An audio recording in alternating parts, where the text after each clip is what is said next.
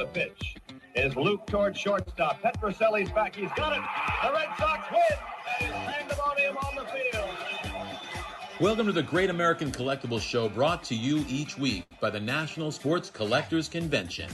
Join us every Wednesday evening at 6:30 Eastern Standard Time and get the latest news from the greatest experts in the sports collectibles world.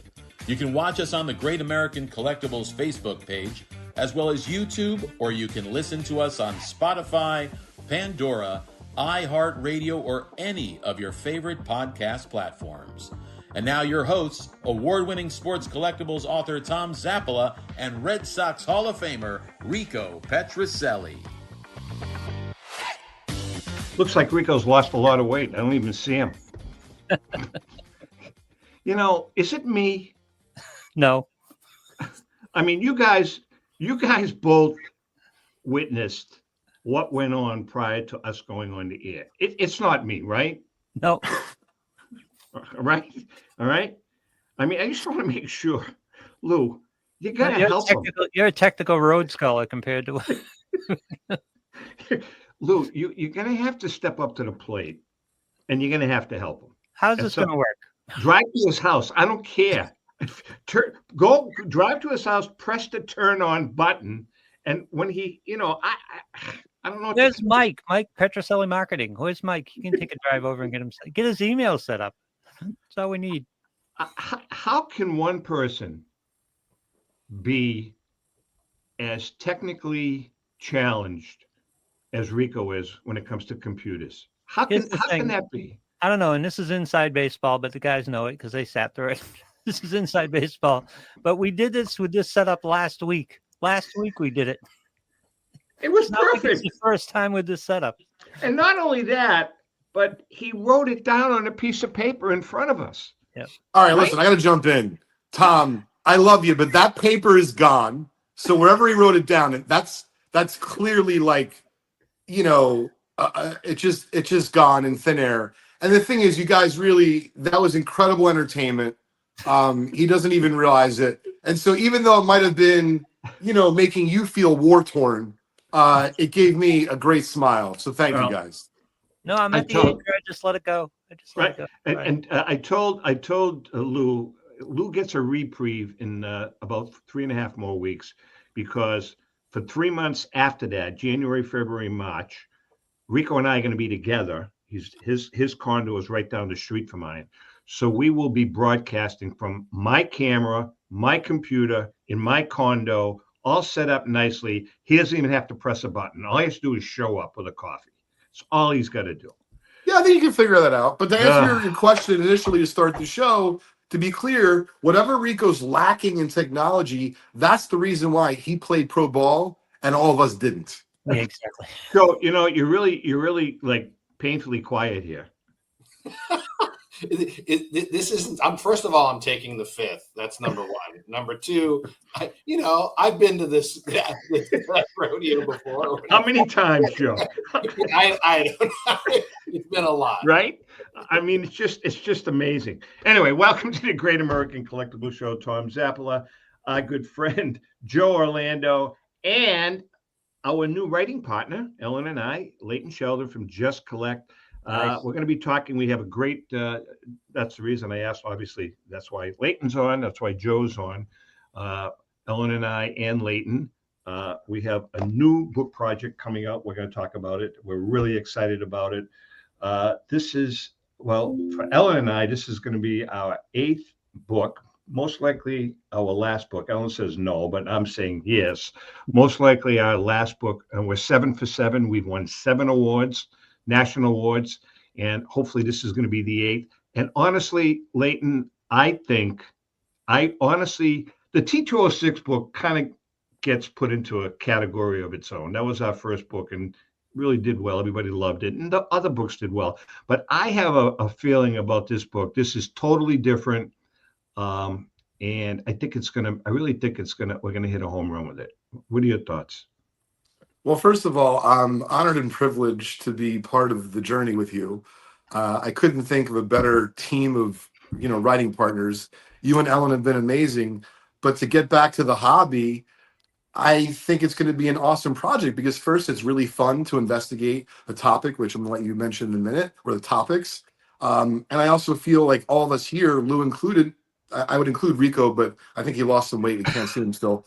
And I feel like the hobby actually is going to welcome this resource, but it's going to go well beyond the hobby because there really isn't a definitive place that aggregates all this wonderful information.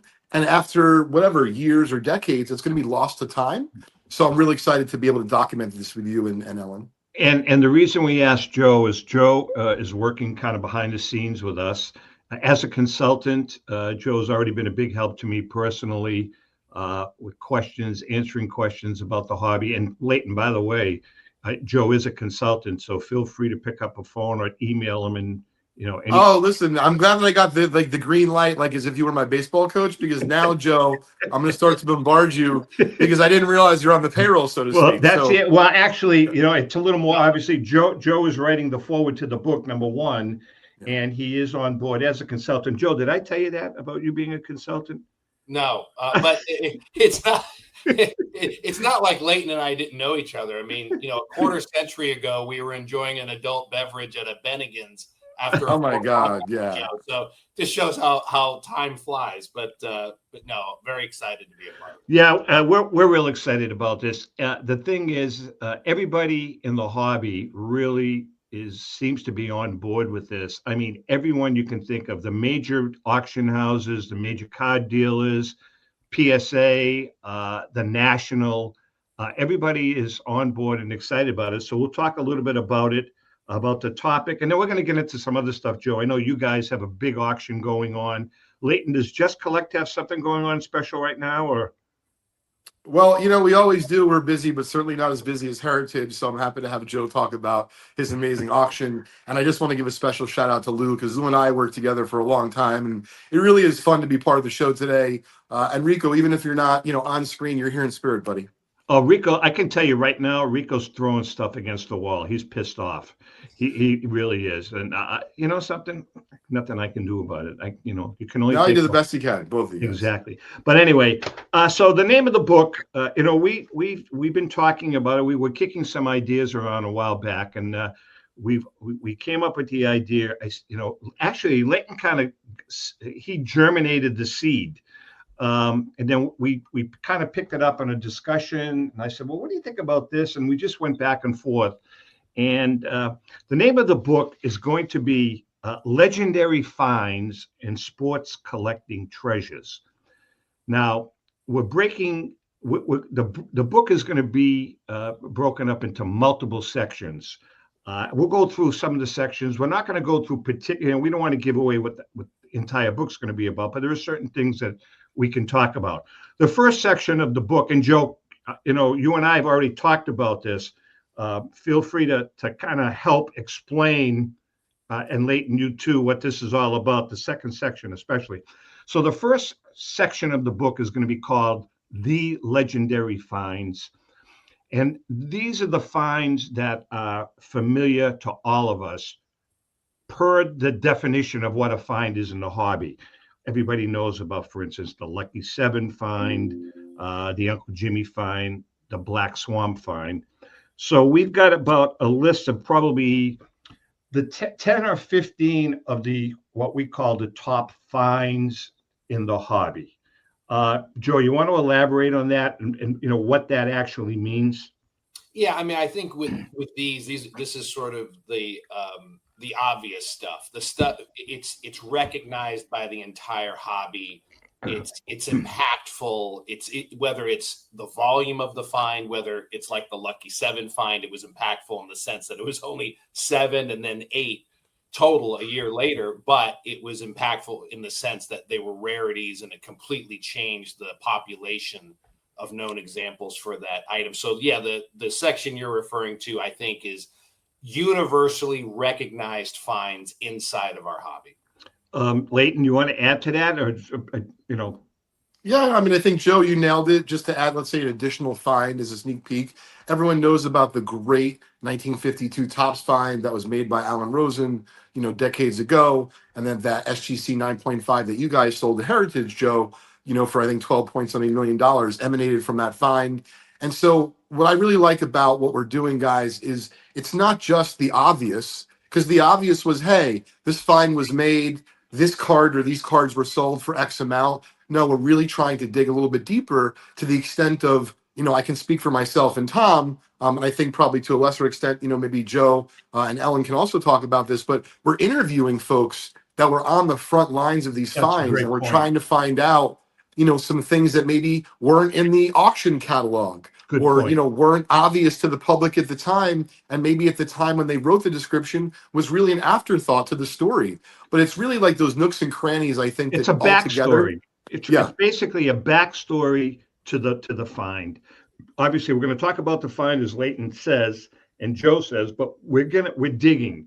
We're trying to dig as deep and as far back as we can possibly go to. And at least some of the narratives that I'm working on, I've already found some amazing surprises based on interviews with other people.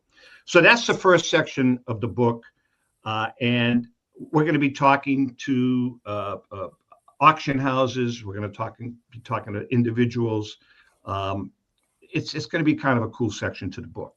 The second section of the book, and Joe, I'm going to ask you to elaborate on this because you really deciphered it nicely to me when we spoke about it. It's called Epic Treasures.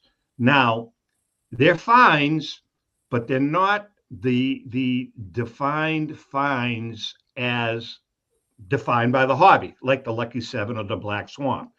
These are, I'm going to give you an example. The T206 Honus Wagner. Famous T206 Honus Wagner, owned by Kenny Kendrick, Arizona Diamondbacks. Now, that is that's a card that at some point in time was new to the hobby, but it's not necessarily a find as defined like the Black Swan find. Joe, can you elaborate on what this section is a little bit about?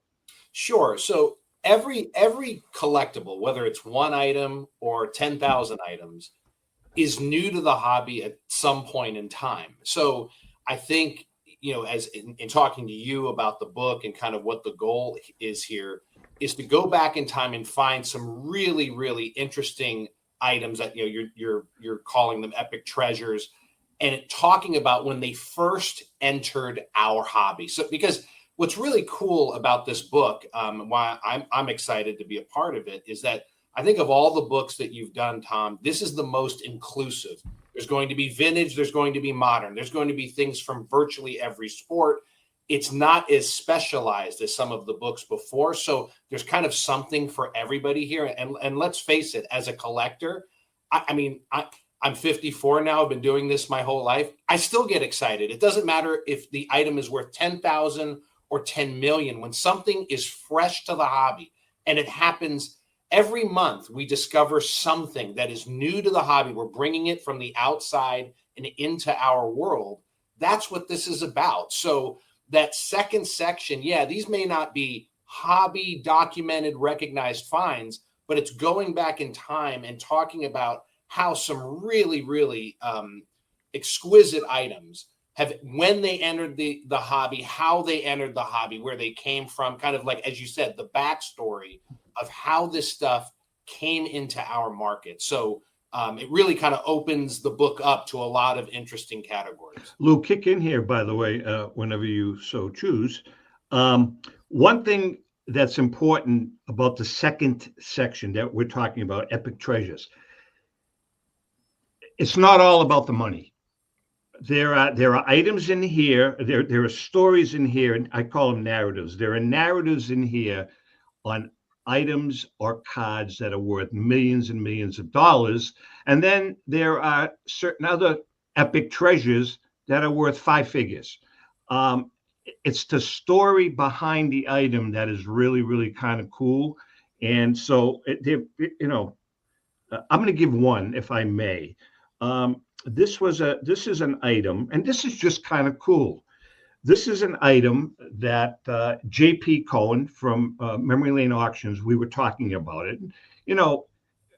We went to J.P. using him as an example and said, okay, let's, give us a couple of the epic treasures that have gone through the hands of Memory Lane Auctions. And one of them, it's kind of a cool piece. It's a canceled check signed by Babe Ruth. I think it's for $6,700 or $7,500. Okay, no problem. Signed check. There's some value to that. I'm not sure how much. You guys are the experts in that stuff. However, it was signed. It was his last paycheck of the season, and it happened to be signed on the same day that he hit his 60th home run. Now, that's a cool piece. It's a very cool piece. He goes in, signs the check, right? Cashes the check, by the way, that morning, same day, goes out and hits the 60th home run. That's kind of a cool piece to talk about. And that's just an example of a piece that's not worth millions, but it's got a great backstory behind it. Leighton?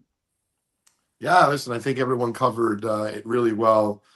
Joe, once again, really did a great job of kind of painting what that second section would look like. And what I like about the book, to elaborate what you were just saying, how it's inclusive. It's not just inclusive of cards, but it's inclusive of memorabilia. It's inclusive of vintage and modern. And so I think there's going to be something for everyone, in this book. We've got every sport. We've got basketball, baseball, hockey, and football. We've got every sport. I mean, obviously, it is what it is, but we've got a little of everything. The third section is going to be kind of a fun section. We're going to use some of the names because we've already spoken to them. It's going to be called Private Collector Finds. And we're reaching out to the, 10 or 15 of the most iconic private collectors in the hobby. And we're asking them, in your entire collection, what is your one Mona Lisa? What is the one item that you own that really hits home with you, that is your favorite piece? And some of the names, I'm not going to mention all of them, but, we're reaching out to people like Joe, people like Marshall Fogel. Some of you may or may not know who Marshall Fogel is. Brian Siegel, Mike Hefner, Tom Ruggie, on a particular collection that he has. So we're going to kind of mix it up. We're reaching out to some of the great collectors in the country, and we're going to write narratives about that one piece and what it means to them. So I think that's going to be kind of a cool piece. Joe, I'm writing yours now. I've been working on yours. It's a great bat that Joe happens to own. I'm not going to get into the particulars, but it's just a wonderful story behind the bat. That's an example. Lou, did you have a question? Are you okay with? We're good. No, I'm kind of working with Rico here, but okay. He's still trying. I like Lou. He doesn't get. Are you getting anywhere? Well, Rico's on, but I don't see any mic input, so I don't know if he has a mic selected. But as you know, it's hard to wrangle during the show. I just wanted to mention that I think Leighton is like the perfect partner for this book, because when I was working on the show with Leighton, what we did every week was he was talking about how cards came into Just Collect. And there were always stories about people bringing them into the shop, or he'd go travel to see them. And it added so much value to the cards. I mean, a nice card is a nice card. There's no doubt about it. But when you know the backstory, it came out of somebody's closet, or it was passed down from a father or something like that, or the story of them collecting together, or a grandfather, it just makes such a difference. These stories are so important to the hobby and add so much value to the card in each of the individual pieces. I couldn't agree with you more. The fourth section is something that Leighton and I came up with just in a phone conversation, which I don't know if you said it or I said it, but we both said it. Hey, you know what would really be cool? Why don't we do a section? And when Leighton said this to me, Joe, I automatically thought back to the card that's sitting right behind you on the wall, the Crackerjack card, the Babe Ruth card that never was in the Crackerjack collection. And I started thinking about it. Leighton started thinking about it. So we're going to do a section called Lost Treasures. And these are the items that no one ever found, or no one ever knows what happened to them. And I'm going to give you, like, for instance, one example, maybe two. I'll give you two examples. Like the Wilt Chamberlain 100-point basketball. Whatever happened to that? So we're going to do a section on that. That's going to be cool. The Jack Nicklaus lost putter from the 1986 Masters. That putter got lost. No one ever knows what happened to that. So we're going to do a section on kind of like a fun section called The Lost Treasures. The fifth and final section of the book is going to be, I'm kind of excited about it. We're going to be working with Nat Turner, President and CEO of Collectors, obviously PSA. And Nat, I think Nat is probably the foremost expert, Joe, and jump in here, on the modern market, modern card world, and what the modern market is all about. And quite frankly, that's not my bailiwick. I know a little bit about it. I have written about it, but I'm certainly no expert in the modern market. So the title is going to be called Nat Turner's Modern Marvels, and we're going to talk to Nat about his personal collection in the modern world, and then we're going to talk about other people's modern items that exist, private collectors, and get his opinion on it and talk about that. So we're going to be doing an entire section on the modern world. We can't exclude that. The only thing I can tell you unequivocally that will not be mentioned anywhere in the covers of this book is Pokemon. I'm just letting you know. That sounded bitter, Tom. I'm sorry? That sounded bitter. If you're a Pokemon freak, you're going to have to go elsewhere. That's all I can say. Anyway, that's pretty much covers the whole outline of the book. What are your thoughts, guys? I mean, Leighton, obviously, we've been working together now quite a while. It's going to be a good project. Yeah, well, first, I appreciate the kind words, Lou. Joe, I really am grateful that you're involved. I kind of feel like you're going to be a consigliere to me and the project, with all your experience in the hobby and elsewhere. And as far as just having fun, Tom, I think you kind of shared this with me at the beginning with your lovely wife, Ellen.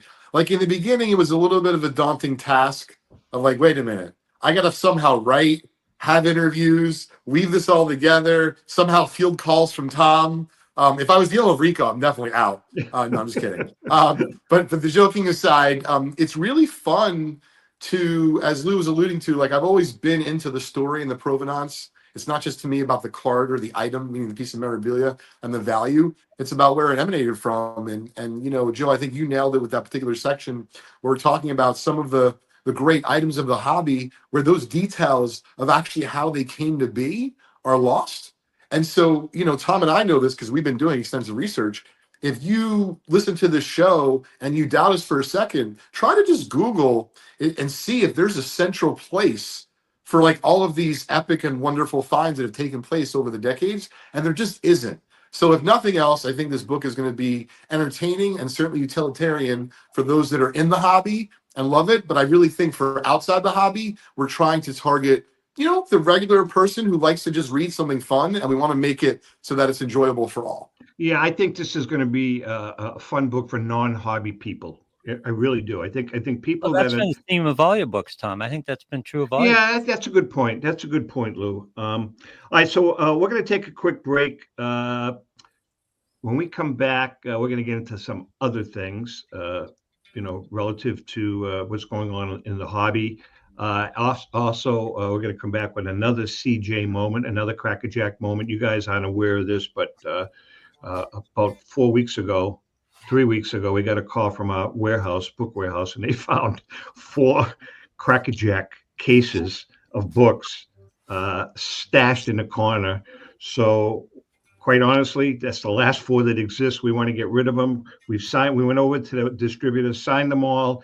And I'm doing like we used to do, another crackerjack moment. People can buy it on Tom Zappala Media at, I think, really cheap price. So we just want to get rid of them. So we're going to take a quick break. Now, if Rico can get on during the break, Lou, that would be monumental. But I know there's no guarantees in life. No, there are not. Okay, we're going to take a quick break. We'll be right back.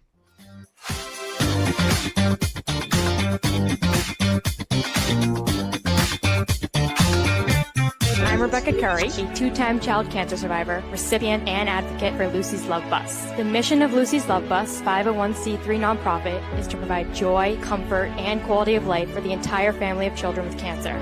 Since 2006, they have delivered love and comfort to over 3,000 children with cancer and their family members across New England. The dream of Lucy Grogan, an 11-year-old cancer patient, was to help kids with cancer who are suffering right now, before there is a cure, by offering free, integrative therapies like art, music, horseback riding, and many other activities. Unfortunately, Lucy passed away, but her dream lives on, and today Lucy's Love Bus is thriving. I'm Red Sox Hall of Famer Rico Petroselli. I hope that you'll consider supporting Lucy's Love Bus and all of those children who have been stricken by cancer. The Great American Collectibles Show is partnering with Lucy's Love Bus to help these kids. Let's continue Lucy's dream. Please go to lucyslovebus.org for more information. Since 1996, Brian Drent and the staff at Denver's Mile High Card Company have led the charge in the collectibles hobby. Mile High is a full-service dealer specializing in buying and selling cards and offers a competitive consignment program for all collectors. Whether it be their computerized want list service, appraisals, or auction services, Mile High has it all. If you've been searching for a company with a selection of high-grade vintage 1888 to 1970 baseball cards and memorabilia that shares your passion, aim high, Mile High. Go to milehighcardco.com or call 303-840-2784 for more information. For more than 30 years, Robert Edward Auctions has been the industry leader when it comes to helping you realize the most money for your baseball cards and sports memorabilia. In addition to their unparalleled reputation for honesty and integrity, they reach the largest number of bidders in the business and offer lower sellers' fees, as well as generous cash advances up front on your valuable material. Contact them today at 908-226-9900. That's 908-226-9900 or at robertedwardauction.com. This is Brian Drent, president of Mile High Card Company. Is your sports card and memorabilia collection properly insured? For easily replaced personal property, homeowners insurance is all most people need.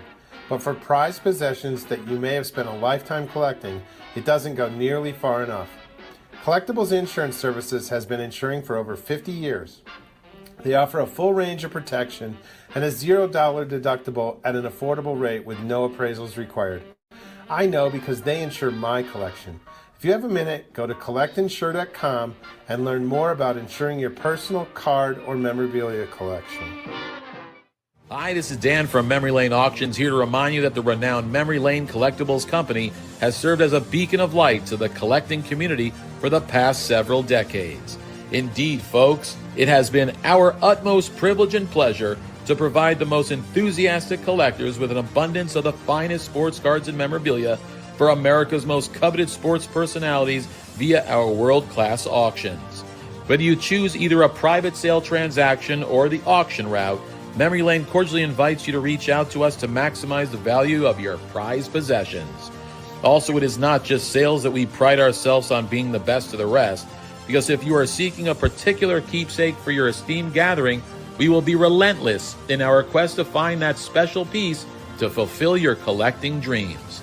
So no time to wait. Reach out to us today for the purposes of capitalizing on our unparalleled marketing capabilities.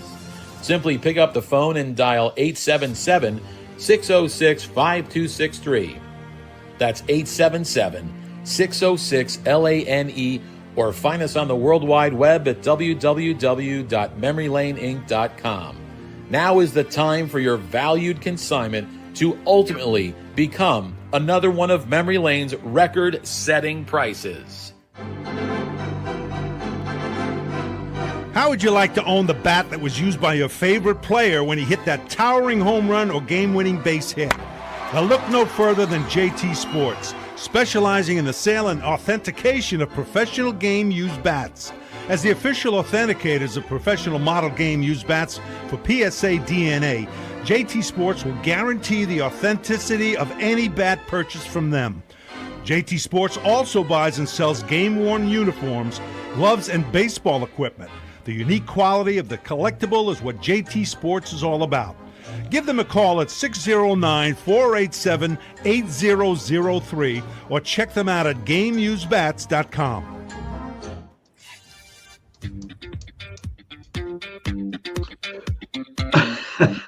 I guess no luck with the Reek Man, huh? Do we want to try him? I'm just not sure we have any audio. But... Well, if we don't, then you're going to have to just let him depart. But let's give it a shot. Rico? We don't have any video either, apparently. No video. No. Well, he looks pretty good. What are your thoughts? What are your thoughts? Oh, wait. What are your thoughts on this, Lou? Let's see. See if he comes on. It'll be a little mystery. It'll be great. Should we let it spin? Yeah, let's let it spin. All right. It's time. Oh, he dropped off. Yeah, I know he did. Now he probably threw his phone now against the wall. All right. It's time for another Crackerjack moment brought to us each week by our good friend Paul Borges and PB Collectibles. Go to pbcollectibles.com for that special vintage card at... Are you there? Ba-ba-boo. He can't hear us. Put your headsets on. Rico, put your headset on.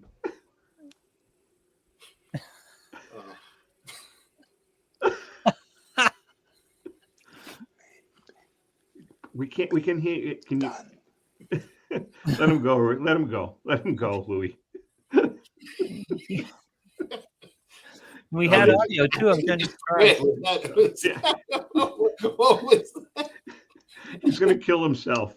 All right, again, it's time for another Crackerjack moment brought to you by our friend Paul Borges and PB Collectibles. Go to pbcollectibles.com for that special vintage card at an amazing price. All right, this week, one of my favorite players in the Crackerjack circles, Benny Koff.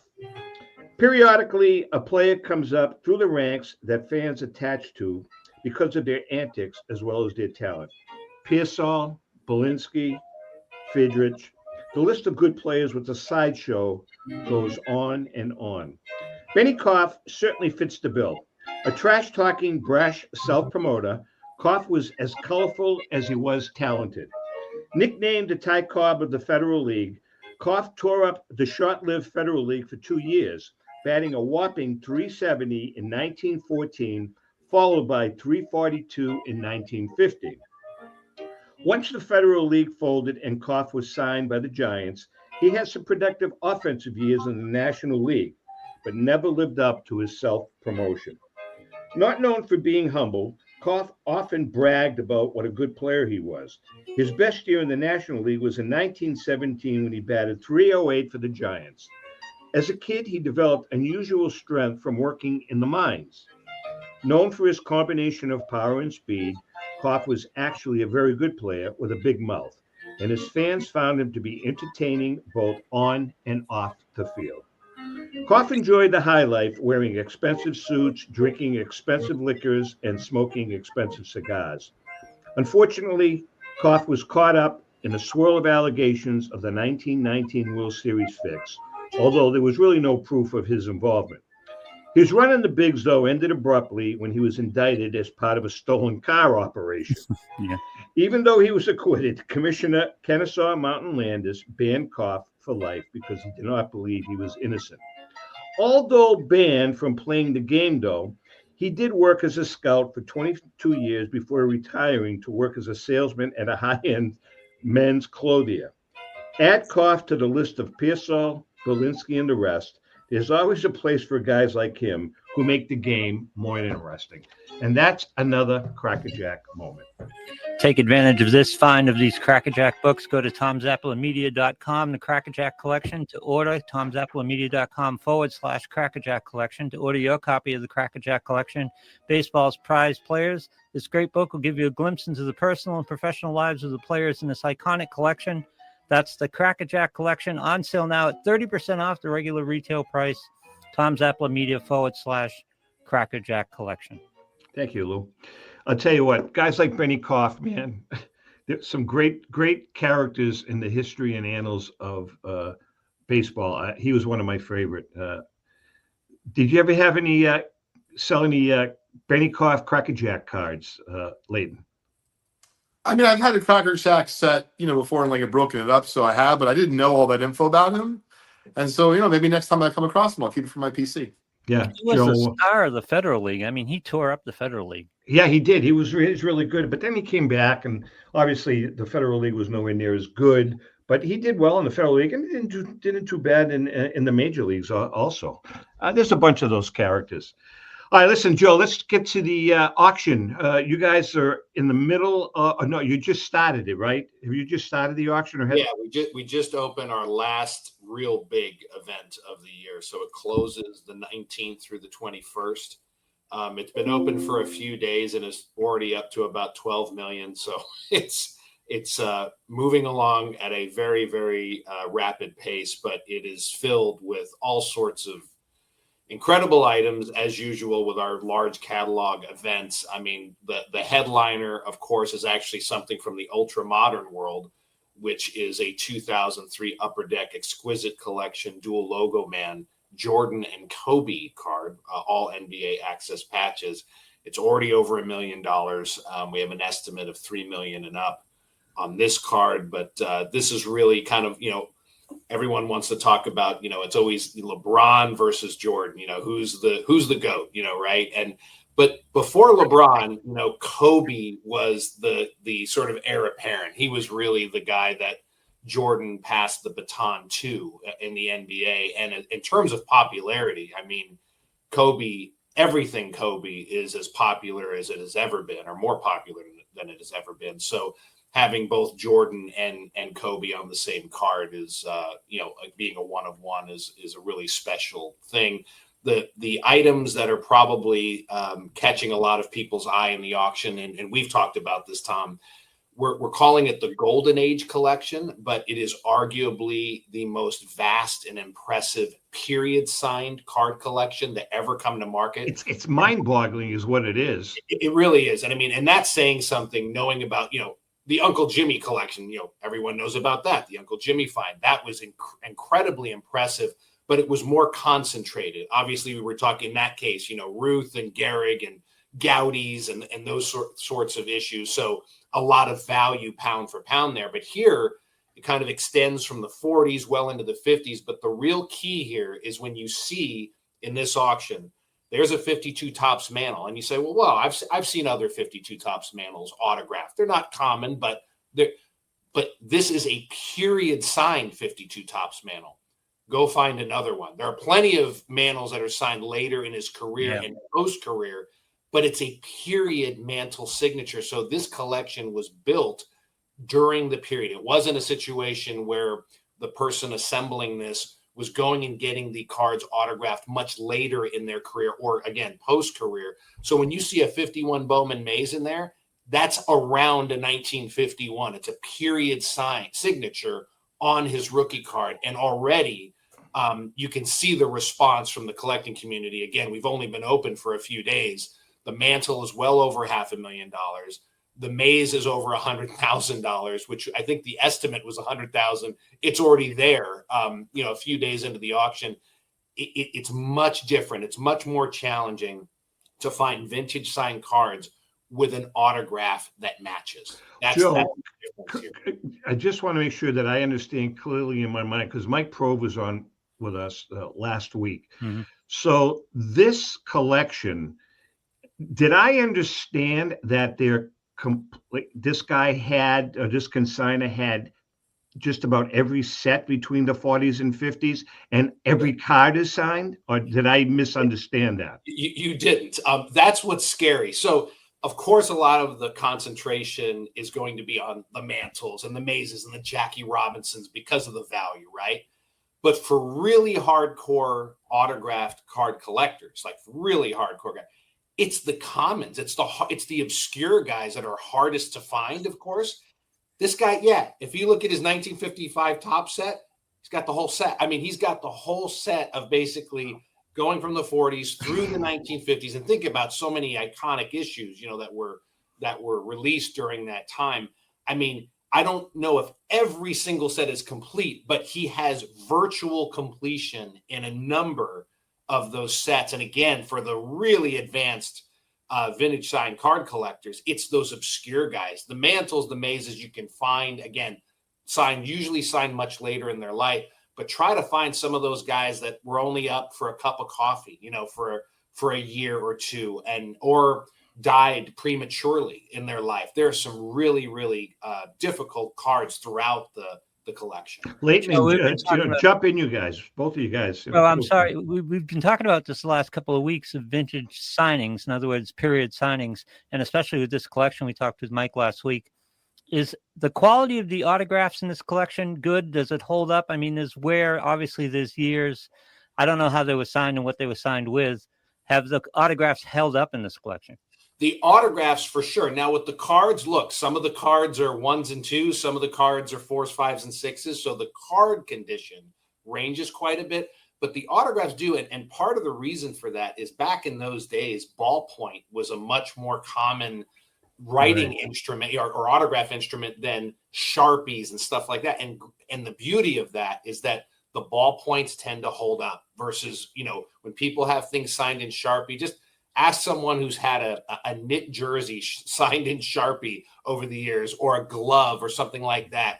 If it's not stored, even if it is stored correctly and displayed correctly and protected, certain types of writing, instruments and pens just don't hold up. But ballpoint is wonderful. Leighton? That's incredible, Joe. So do you happen to know the story of like how this either individual or this family or however this collection or whoever this collection is owned by, do you happen to know the story behind it? Well, let's put it this afternoon we will find out the story. He's saving it for the book, Leighton. That's in the book. I mean, I can. Sorry, I didn't know, because now all of a sudden I'm really interested, Joe. As a matter of fact, I can use his name. This afternoon I have a call scheduled with Dan Imler from Heritage. Dan was the person that handled this particular consignment, so that will be in the book. The story of that collection will be in the book. Well, but I do know, Joe, I do know that the consigner, I think Louis, correct me if I'm wrong, I guess the consigner lived near one of the ballparks. Oh, he was in New York, so all the players were coming to New York. So he would just plant himself at Yankee Stadium or wherever the hell he planted himself. And he knew the hangouts, the bars and the restaurants. And get him coming in and out. And that's how he accumulated it. But, I mean, I can't even imagine having a collection that large. Joe and Leighton, I'm going to ask you both of you guys this question. You talked about, is there a big price difference, or how big a difference is there with a 1951 Bowman mantle being signed by Mickey Mantle in pen versus a 1951 Bowman Mickey Mantle being signed in 1978 with a Sharpie? There is a premium, but interesting that you bring that up. I think that's one of the areas in the market that hasn't been completely appreciated or leveraged yet. And part of that is, and this is the challenge. Look, for the authentication services, they haven't gone as far as saying this is from this year or this period, that sort of thing, because it's an opinion, right? But there is a premium. But I think what's interesting about this auction, and by the way, these cards, because of the volume that we're talking about, they're going to be spread out over a few auctions. So this is just the very first taste from this collection, but we're going to find out. So, for example, that 52 Topps mantle, the card is only, I've pulled it up here, the card is only a 1.5 in terms of the grade of the card. The autograph is an 8, but it's the only one that I've seen with a period signature around 1952. So that'll tell the story. Right. And what's cool about that, think of it this way, because they're period signatures on all these stars, again, Mays, Mantle, and so forth. What's neat to think about, and Lou brought this up earlier about the stories when he was talking about his experience with Leighton, is that this is before Mantle was Mantle. He signed that card before he was a superstar. Mays signed that 51 Bowman before he was a superstar.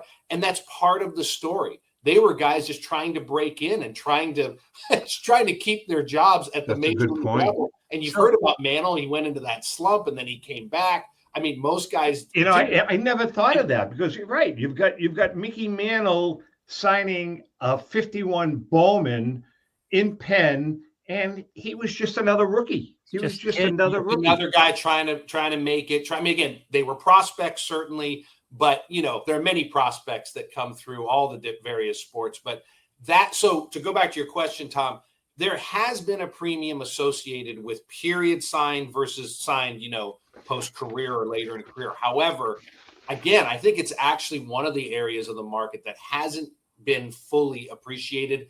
We are going to find out, because when this 52 Topps mantle finally sells, it'll be interesting to see how it measures up to other 52 Topps mantles that were signed with kind of that classic post-career Sharpie that was probably signed at a card show in the 1980s, and just see how it measures up to it.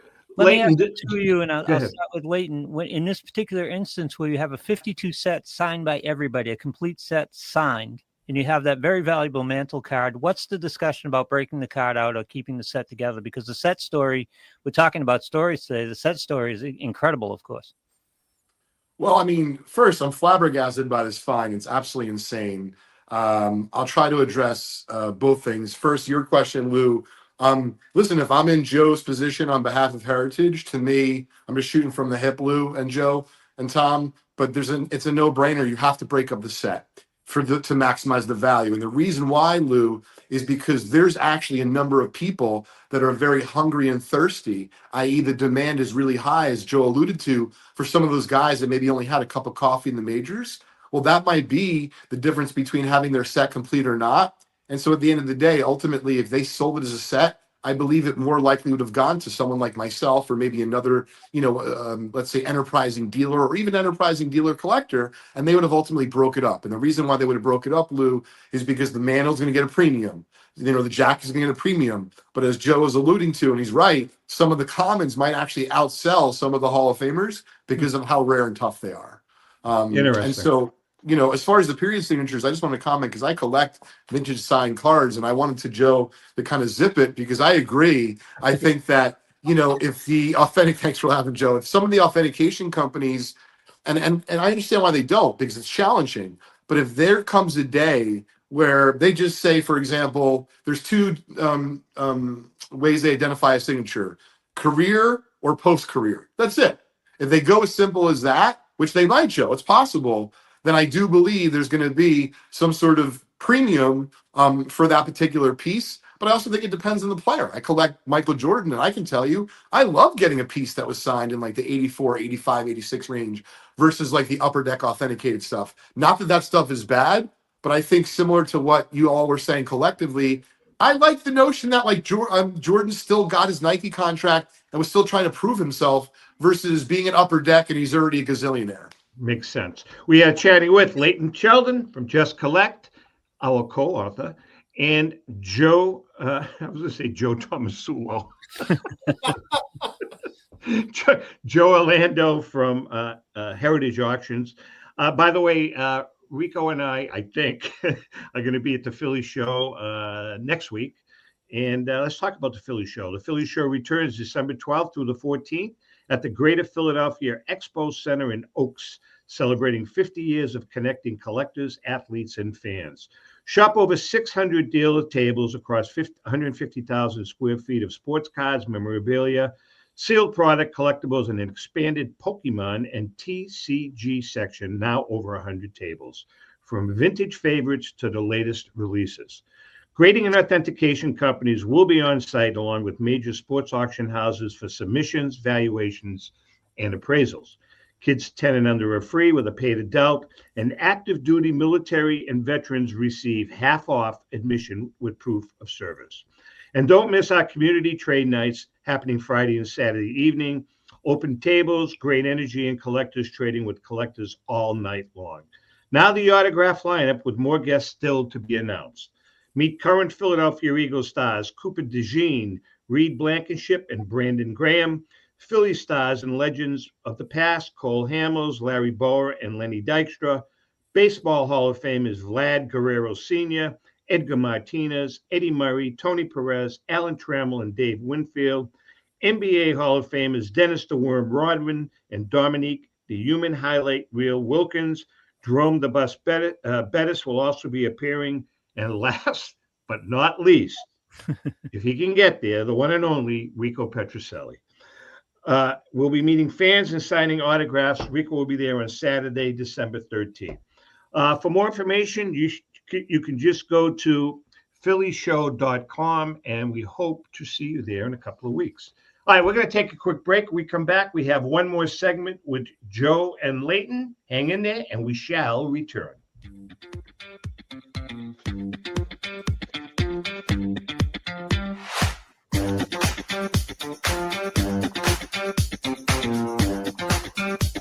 I'm Rebecca Curry, a two-time child cancer survivor, recipient, and advocate for Lucy's Love Bus. The mission of Lucy's Love Bus, 501c3 nonprofit, is to provide joy, comfort, and quality of life for the entire family of children with cancer.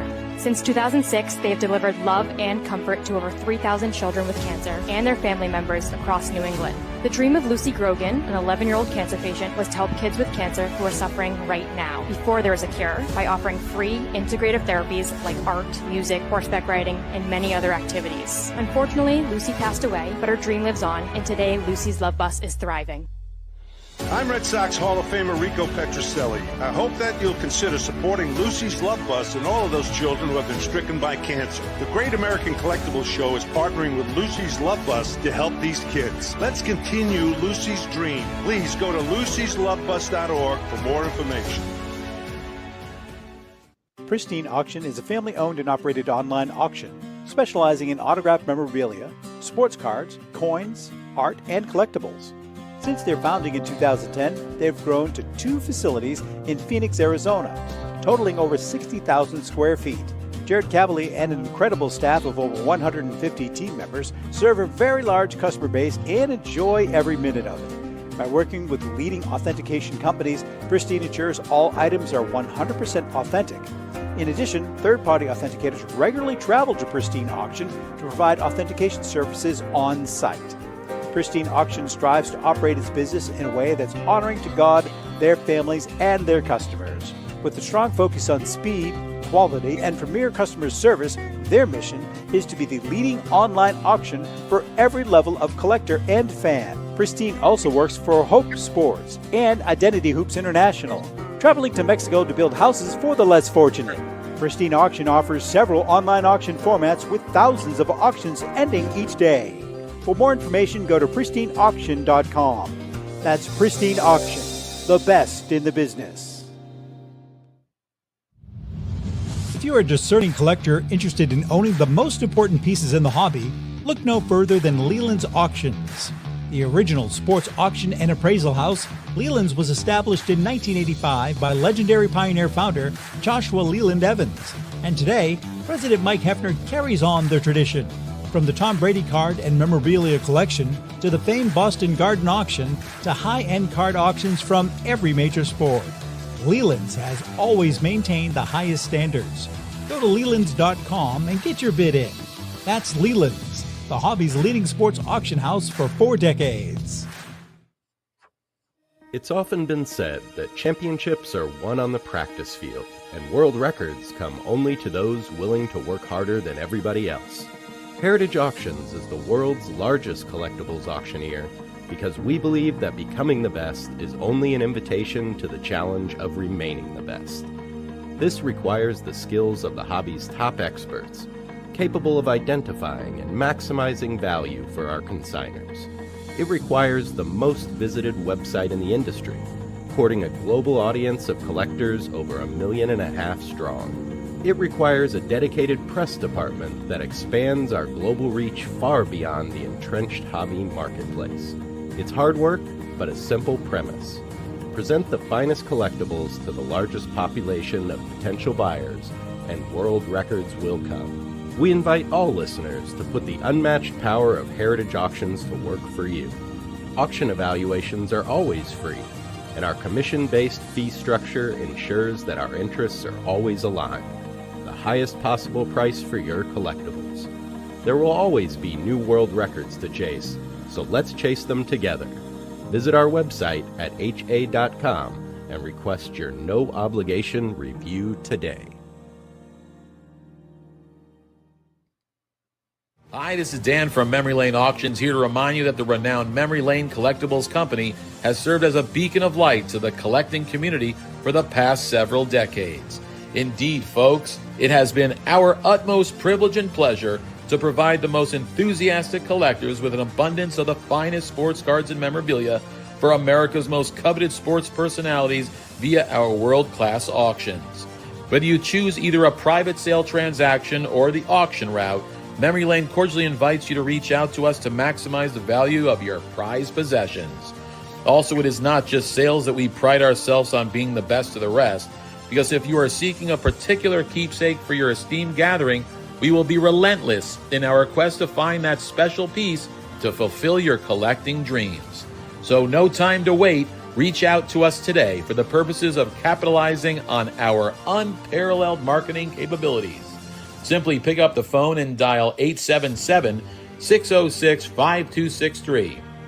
That's 877-606-LANE, or find us on the World Wide Web at www.memorylaneinc.com. Now is the time for your valued consignment to ultimately become another one of Memory Lane's record-setting prices.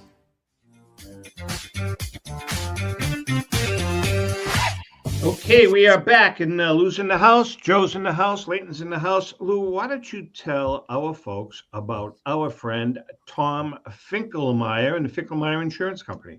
Well, the Finkelmeyer Insurance Agency has been insuring collectibles since the early 80s. The late Tom Finkelmeyer wrote the original sports memorabilia insurance policy when no one else in the industry was insuring sports collectibles. A lifelong collector of sports cards, Tom Sr. instilled the love of collecting in Tom Jr., the current president of Finkelmeyer Insurance Agency. Tom Finkelmeyer Jr., with 3 decades of insurance experience, has paired that expertise with 50 years of collecting and with a litany of professional designations, including counseling and risk management. Tom covers every aspect of your collectibles insurance needs. Unlike some of the companies that just sell collectibles insurance directly to consumers online, Finkelmeyer Insurance Agency is the only independent retail agent who specializes in sports memorabilia and collectibles nationwide, representing all major companies that sell collectibles insurance. And there's no agent that insures more collectors, dealers, appraisers, auctioneers, or events in the collectibles hobby than Finkelmeyer Insurance. Our good friend and hobby legend John Tobby of JT Sports has been using Finkelmeyer Insurance for over 20 years.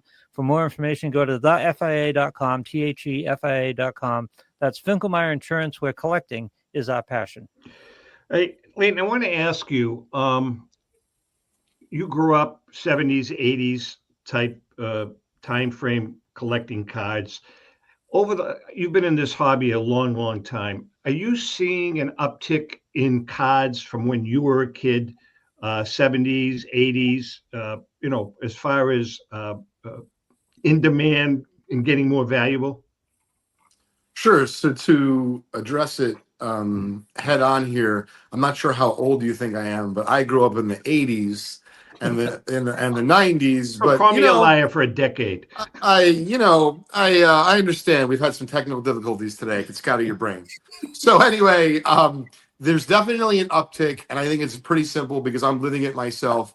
Tom, I'm earning a few extra dollars. I'm buying what is really cool to me from when I was a kid, and it is not just related to cards, right? It could be a cool piece. It could be a cool pair of Jordan sneakers that maybe Nike reissued, or maybe I'm even going back and buying the original pair just because I like them.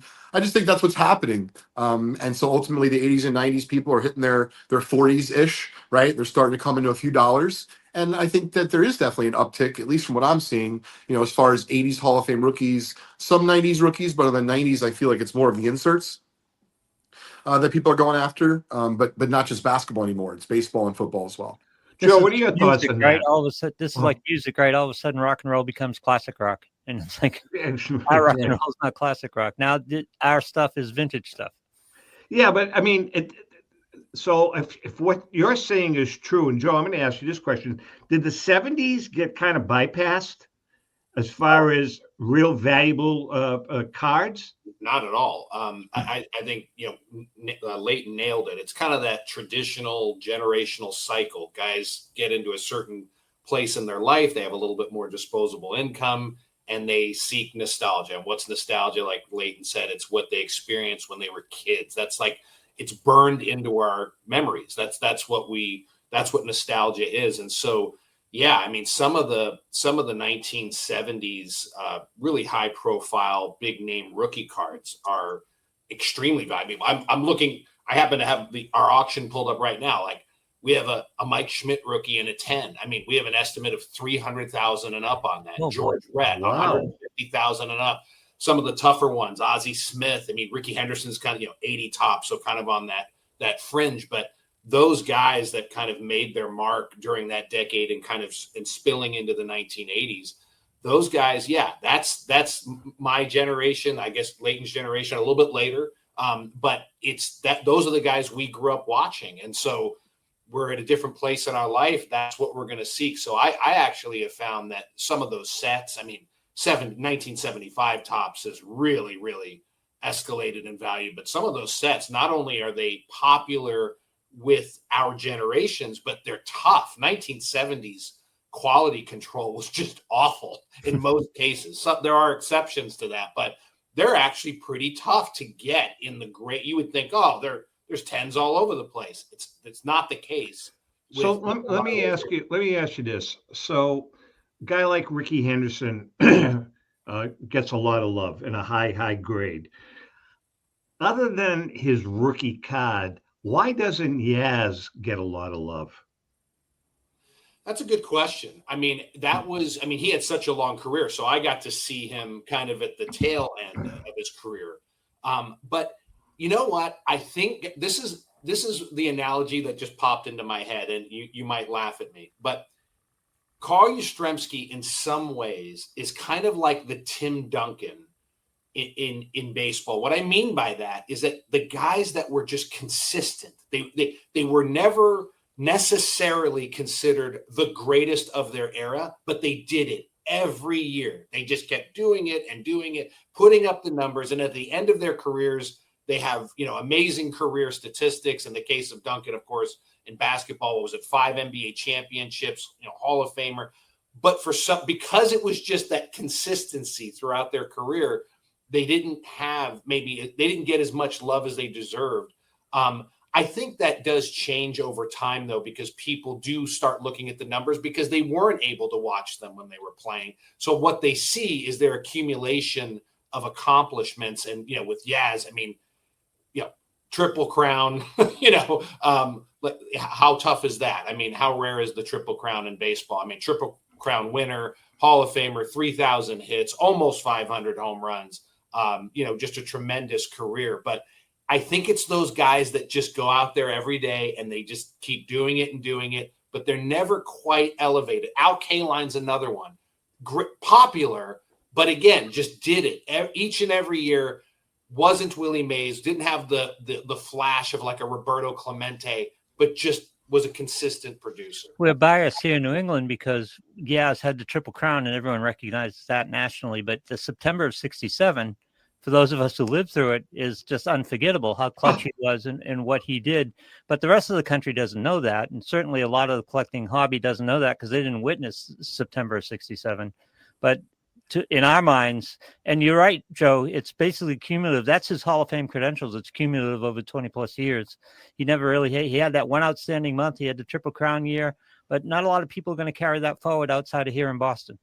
Well, I mean, Leighton mentioned it earlier when we were talking about the book. It's kind of our job as people, not just in the hobby, but certainly sports historians. It's our job to pass along those stories to the next generation. And sometimes that comes in the form of a book. Sometimes it comes in the form of an auction description. But we need to retell those stories so the next generation knows about them. Leighton, any final thoughts? Yes, I'm very excited to not only put out, of course, the book with you and Ellen and Joe, but we're also really excited. We're going to be set up at the Philly show next week. Our Just Collect team will be there, but we're also going to be opening up auctionwire.ai to the general public for the first time. And for those that don't know what that is, go to the website and check it out. But in a nutshell, if you're someone who participates in auctions regularly and you might have a problem, now no judgments from me because I bid way too much. But if you're having a problem keeping track of Heritage and Memory Lane and all the great advertisers of the Great American Collectibles Show, this is going to be the tool on the website for you. but don't take my word for it. Come by the site. Come by the show. Check out the site with us. We'll give you a demo. It's gonna be really exciting. By the way, the the book that we are writing right now, all systems are go for it to be released at the 2027 National. So we've got some time. We're working on it. It takes about a year to year and a half to put the whole project together. So with the help of the good Lord, we're going to be releasing it at the 2027 National. We're working with Joe Drellick and the gang over there at the National. With that being said, Mr. Orlando, thank you very much for joining us. Mr. Consultant, we appreciate it. And Leighton, we'll be talking to you another 20 times over the course of the week. Louis, as always, thanks. You'll be talking to me another 20 times during the course of the week. Yeah, and Rico, wherever you are, we still love you. With that being said, happy collecting. Great seeing you guys.